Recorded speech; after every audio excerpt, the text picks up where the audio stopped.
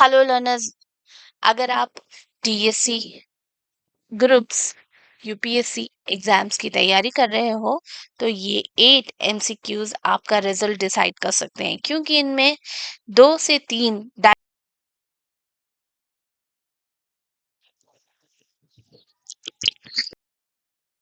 Comment में अपना score जरूर लिखें। तो चलिए बढ़ते हैं पहले क्वेश्चन की तरफ। The first question है PFAS has been listed as POPs under which agreement? So correct option is Stockholm Convention. PFAS यानी per and polyfluoroalkyl substances को persistent organic pollutants यानी POP के अंडर में क्लासिफाई किया गया है। स्टॉकहोम कन्वेंशन एक क्या है, इंटरनेशनल ट्रीटी है जो हार्मफुल केमिकल्स को कंट्रोल करती है।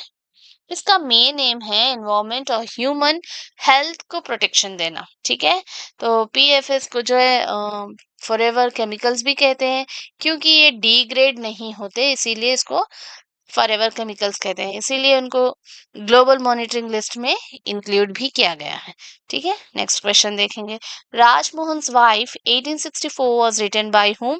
सो the correct option is Bankim Chandra Chattopadhyay.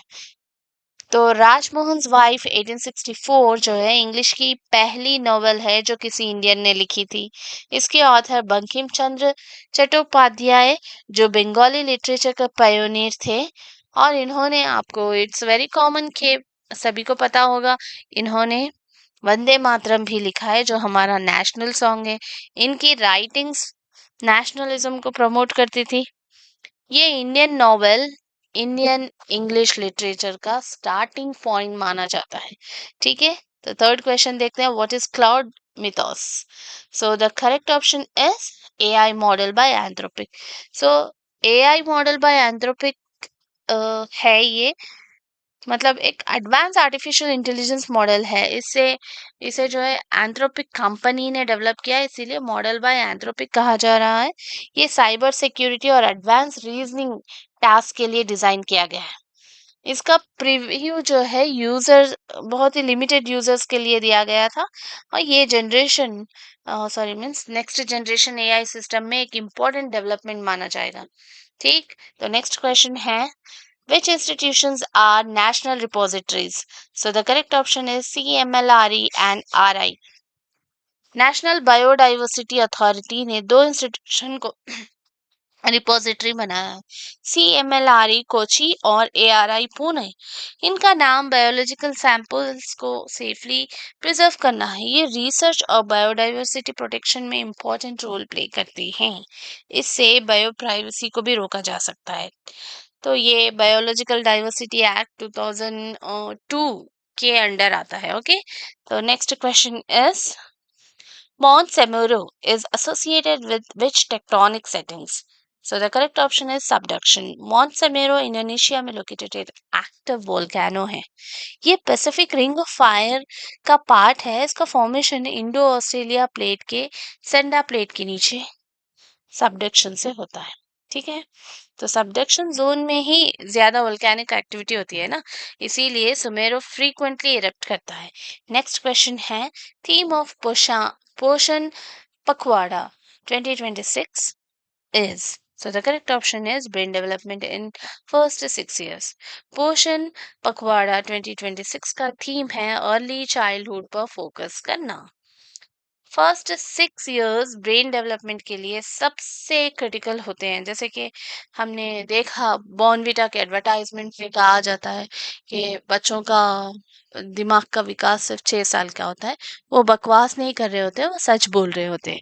Okay, सो इसमें न्यूट्रिशन, ब्रेस्ट फीडिंग और अर्ली लर्निंग भी इंक्लूड होता है। गवर्नमेंट इसका अवेयरनेस जो है बढ़ाना चाहती है लोगों में, और ये भी चाहती है कि इस पर्टिकुलर स्कीम से एजुकेशन को फायदा हो। तो हम बोल सकते हैं कि हेल्थ प्लस एजुकेशन दोनों को इंटीग्रेट करता है। नेक्स्ट क्वेश्चन है water sports championship is hosted by? So the correct option is CRPF। 25th all India police water cluster championship CRPF के अंडर कंडक्ट होता है। ये इवेंट पुलिस फोर्सेस के बीच स्पोर्ट्स कंपटीशन होता है। इसमें कैनोइंग, किकिंग जैसे वाटर स्पोर्ट्स भी इंक्लूड है। इसका एम जो है फिजिकल फिटनेस और कोऑर्डिनेशन इंप्रूव करना है। ये नेशनल लेवल इवेंट है जिसमें मल्टीपल फोर्सेस पार्टिसिपेट करती हैं। तो आज का हमारा लास्ट क्वेश्चन है, विच Pradhan Mantri Mudra Yojana statements are correct. So statements किसी वजह से नहीं है, फिर भी मैं आपको बता दूं कि डिटेल्स तो बोल दूंगी। ओके, पीएम मुद्रा योजना में 3 कैटेगरीज होते हैं। फर्स्ट है आपका शिशु, अप टू 50,000 रुपीज का। देन किशोर है 50,000 to 5 lakh. Tarun 5 to 10 lakh. About 20 lakh नहीं है यहाँ पर, अप टू 10 लाख का लोन आपको दिया जाता है इस योजना में। ओके, सो एक प्रो टिप आपको मैं यहाँ देती चलूं कि इनमें जो है आपको एमसीक्यूज में फैक्ट प्लस कॉन्सेप्ट मिक्स है।